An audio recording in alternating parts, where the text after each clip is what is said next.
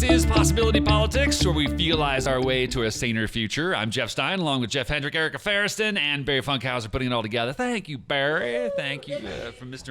Engineer. He just runs around. We need like a second camera that just watches the insanity of Barry. He's a little Tasmanian devilish, isn't he?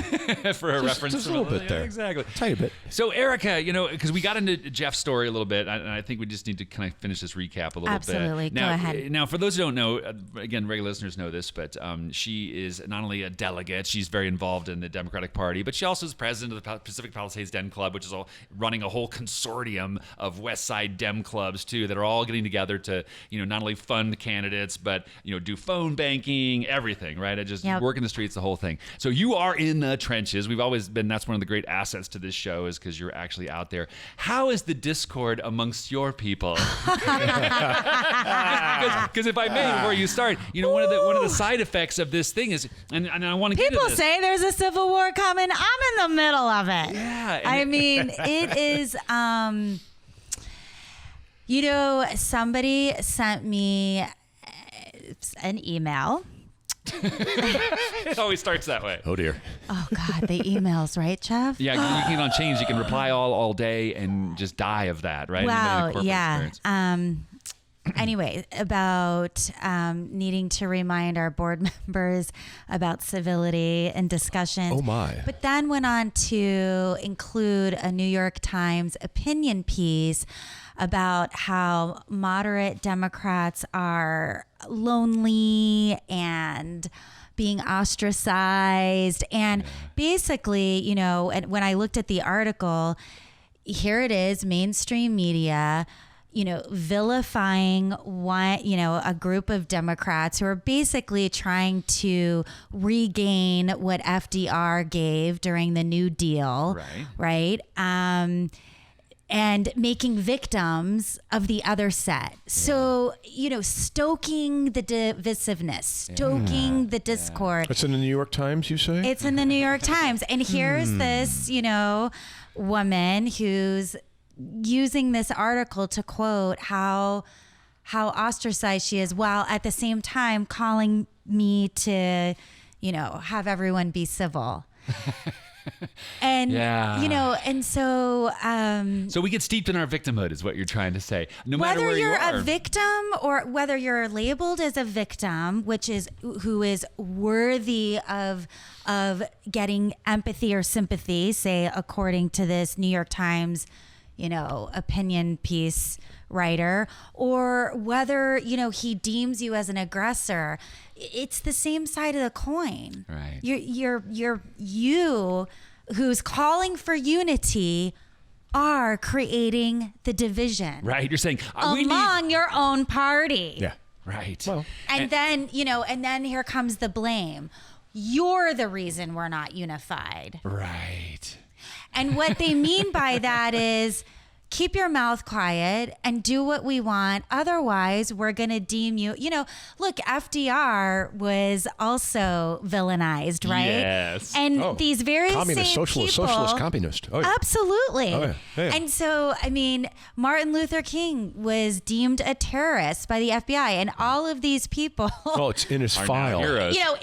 These are their heroes, Right. and they don't see how they are actually doing the same thing. You look at Alexandria Ocasio-Cortez, who seems to be one of the people that gets demonized the most.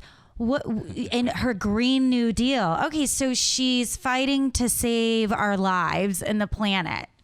Yeah. How awful. Also, this is the other thing. How awful. But anyway, go ahead. No, but you're right. And then the funny thing, the people that vilify her, the Green New Deal is going to, I love Sebastian Gorka, she's going to take away our hamburgers. This is what Stalin wanted. Right. Well, first of all, the Green New Deal is just a set of ideas. Like, hey, we'd really like to see these things go forward because we might not die as a result. Yeah. Oh, yay. But it's not legislation. It should be legislation. I get that, and I absolutely agree. But and that's what we want, is legislation. Correct, but it's not yet, and it's being fought as if it was already impending laws. And that's the spin that really chars my hide about that. It's like one side seems to be really cool with lying about anything. And the other thing that I've seen in this, Yeah, but these are Democrats, right? Not even Republicans. I mean, these are Democrats tearing down other Democrats. Right. Well, and it's well, yeah. I mean, it's kind of like calling Joe Manchin a Democrat. right. Not really. I love that we went this way because this is again, the Civil War is going on, the Cold Civil War, which is twofold. On the one hand, it is the obvious one, Republicans versus Democrats. And that's why I asked you earlier Yeah. when I said Civil War against us, because I wasn't sure if you meant within the Democratic Party, within the Republican Party, within the country. I mean, there's seems to be a lot of civil wars. All of the above. Right. And that's the thing about it, right? And so what does that tell us about this moment in history? And this is why, again, I love we doing this dig show. strife more than we dig solutions. Well, that is what it's saying. And you brought up the lying point and what makes a person lie. And again, this is where it's the path of least resistance then instead of the path of character. And this is the moment we have here. And it's going to be pervasive. Everybody's going to look at each other and go, no, it's the Democrats' fault. No, it's the Republicans' fault. But as Erica just beautifully illustrated, it's within you too. Each side is doing it, right? I mean, look what happened when Justin Amash dared to speak out against for impeachment of Donald Trump. They assaulted him, worse than anybody. And same thing you were experiencing. It was like, well, we can't let Ocasio-Cortez go crazy because she's, and they assault her, right? And Ilhan Omar, or whatever. Here's the funny thing about her, though. The Republicans have constantly beat this drumhead. Raise yourself up by your bootstraps. Make something of yourself. So great. She's a bartender who gets elected to Congress and takes out the number 4 guy in the Democratic establishment. Yeah. Joe Crowley was set to be the next Speaker of the House. Yeah. Do yourself a favor. Watch the Netflix I watched documentary. it. What's it called? Knocking Down the House. Knocking Down the House. Yeah, Right. yeah. Which shows the difference, and it wasn't. She clobbered him. Yeah. 3,000 to she won 11,000 votes. He got 3,000 votes in a district. She knocked on 7,500 doors. Yeah. She beat him because she didn't have the money. She didn't have the party. No. Yeah.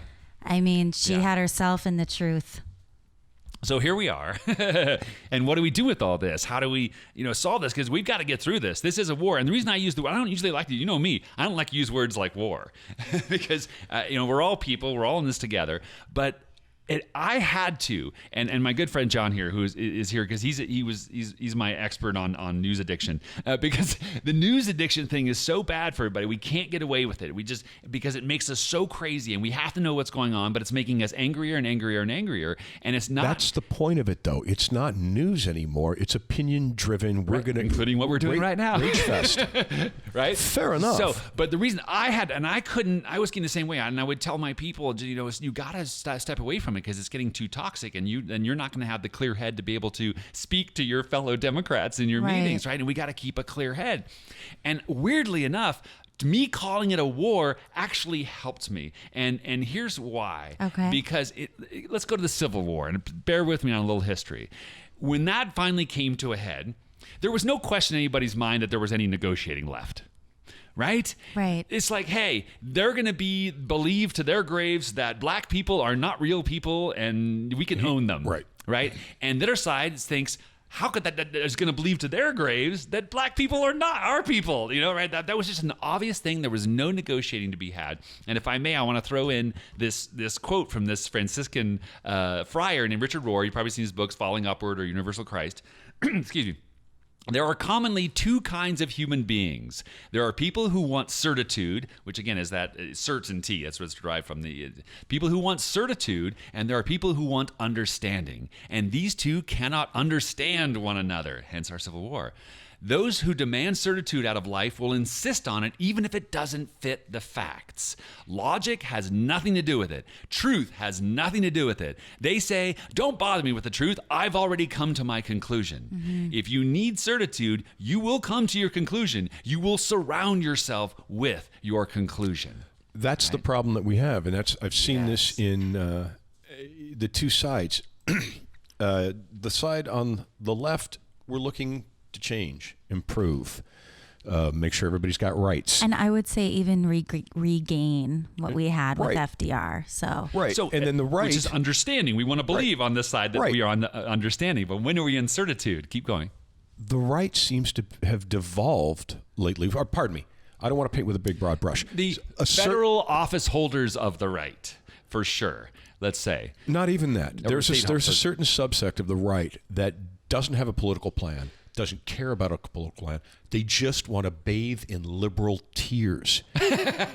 And that's a huge, horrible, frightening, terrifying disconnect. Okay? You're not a political party. You're a collection of sadists. Right. Now, do you run into Democrats on the left who want to bathe in Republican tears? You know, because it's there too, is what I'm saying. There's folks who want to. You're about to go down the. They're both sides on. No. Don't. I'm not going. Don't. That's why I love Joe Henry, because he's going to be upset with me.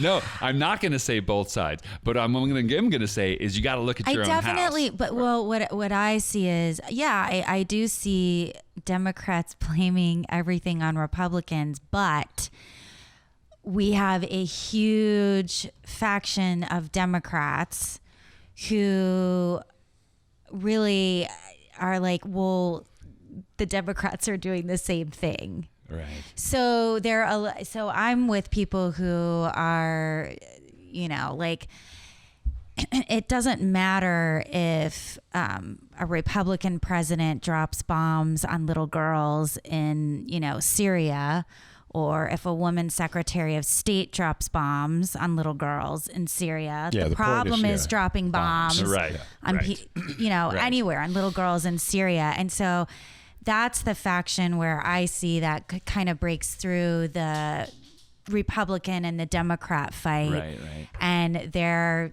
like, Humans. let's just stop dropping bombs. Well, I'm looking for solutions again. I want. I don't know. Does that answer your question? No, I guess it. Yeah, I'm trying to find that peace of mind, because we've got to get through this war. And part of getting through that war, I think, is acknowledging this concept of certitude, that they're not going to budge, because we expend a lot of energy trying to find ways to convince them or to turn them or to sway them. And that isn't necessarily ever going to happen. Right. And I think part of that is that the more conservative folks have the balm of religion to smear on their lack of certitude. Well, certitude, obviously religion is used for certitude. It's the ultimate certitude. It can be. It's also the ultimate for understanding if you use it right. Yeah, and that's the point of Franciscan Friar. Who's using it that way? A lot. That's what I'm trying to say. Let's get there then. Yeah, right. Let's get there, because we do. We have. That's why I started with the teaser in the top of the show. We have the old time religion side, that unstoppable or unmovable force. Right. And they're the certitude crowd. We'll put them in that category. Very judgy, very labely, but that's who they are. They're not going to budge. No. They're never going to see abortion as anything but killing babies. Right. Now, here's the funny thing, because this is the same people that will go and say, I want the right to have the state kill somebody I don't like because they committed a crime. Right. So tell me that you're pro-life when you're sitting there going, that guy needs to burn in an election. And war is late-term abortion. Hello. So if you're pro-life, you should be pro-peace and be doing everything you can to stop war. Bingo. Yes. Okay. So cool. All right. This is going to set up our next segment. So when we come back, let's do it, because this is what I was trying to get to. Okay. Is this idea that certitude is the problem, and we have to know how to respond to it. Because if you're coming with understanding, like I have to be, and you remember me, you guys could accuse me first and foremost of this, because I say, no, Paul Ryan probably has a little bit of well-meaning in his, it's like, it turns out Wow. Mitch McConnell, maybe he has some well-meaning sides. Wow. Yeah. Turns out, no. I've never heard no. you admit that, Okay. Jeff. And so I'm That's going a to first. assume he's going to That is his a grave first. with that. By the same token as some of these Democrats would too, but obviously they're the ones in control that at the top of the Republican heap, electorally speaking, has become the high certitude crowd. Right. Can we? Right? So when we come back, can we put Mitch McConnell in the barrel for a few minutes? We're going to put Lindsey Graham in the barrel, because they'll here's like that. Mr. 180, right? Here's a guy who, as the quote says, truth has nothing to do with it. They don't need that. Jesus, Logic yeah, has right. nothing to do with it. Don't bother me with the truth. I've already come to my conclusions, right? So that, and even a little clip from James Comey too, because he made some press there with that news town hall where he talked about, what do I do as a Republican who doesn't believe in certitude, who is trying to be understanding. So all of that when we come back. This is Possibility Politics.